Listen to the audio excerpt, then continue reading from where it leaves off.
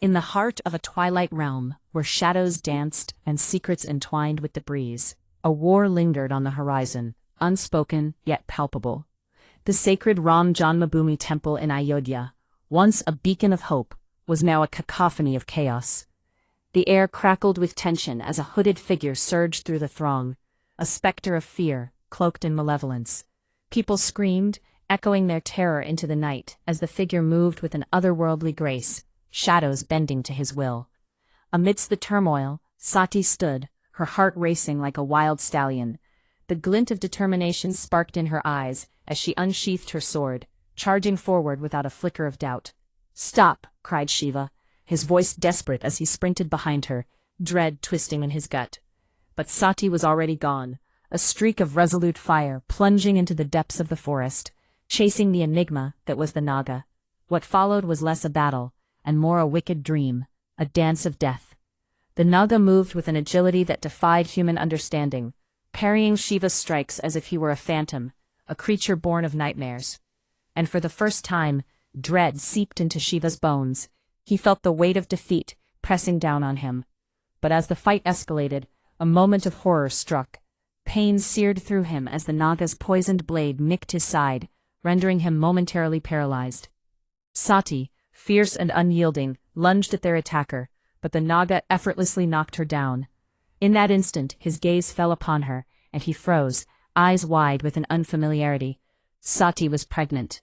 The realization unfurled like a dark flower in his heart.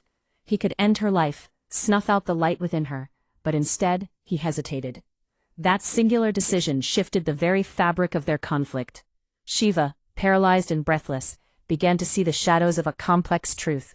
This enemy was not mindless wrath, but held a pulse of something deeper within. Back in the royal court of Ayodhya, tension simmered, thick as fog. Daksha, a fervent believer in the righteousness of war, remained entrenched in his conviction that the Chandravanshis were the true evil. But Shiva had undergone a transformation. His perception of right and wrong blurred into a murky haze. The conflict roiled within him, a tempest of ideologies. Who are the Nagas, he pondered, haunted by the question, as he traced the threads of destiny, leading him towards the cursed land of Branga. As Shiva embarked upon his journey to Kashi, the serene beauty of the Sarayu River unfolded before him, but a chilling tension hung in the air, like a predatory gaze watching from afar.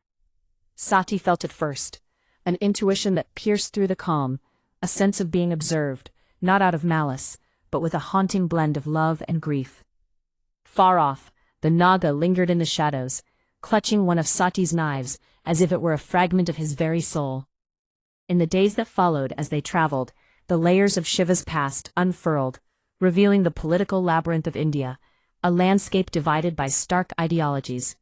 Suryavanshis standing for order and control, while the Chandravanshis championed freedom and individuality.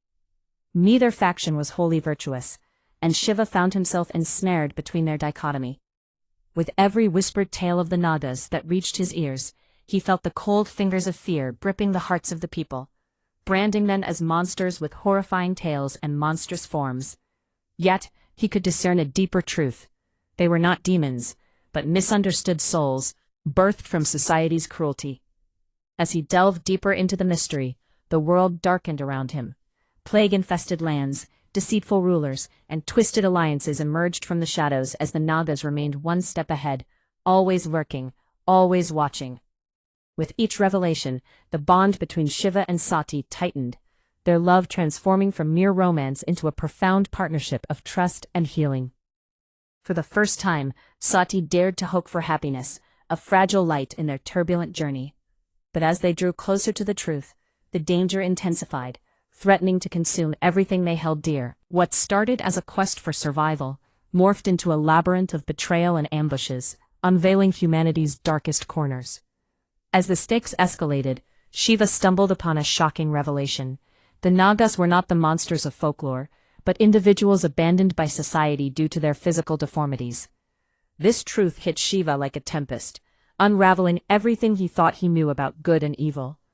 The real monsters were born from rejection and pain, their rage a reflection of the world's cruelty. The climax of the tale unfolded as the masked leader of the Nagas revealed himself, shattering Shiva's world. In that moment Sati recognized a lost connection, a ghost from her past, someone long thought dead. The emotional wreckage of this revelation left them gasping, as the intricacies of their lives intertwined in unimaginable ways. This was no longer a mere war. It was an exploration of suffering, abandonment, and acceptance. By the end, Shiva emerged transformed, no longer just a warrior seeking vengeance, but a seeker of truth. Through his journey he grasped the profound nature of compassion, the courage to question societal norms, and the strength to protect even those labeled as monsters. With a heart capable of altering fate itself, he became not just a figure of power, but a beacon of hope in a fractured world. As the story drew to a close, a powerful question lingered in the air. Who were the real monsters, the Nagas born different, or the society that cast them aside? Shiva learned that good and evil were never black and white, and sometimes, the ones we fear the most are those who have suffered the deepest. An understanding that would forever alter his destiny.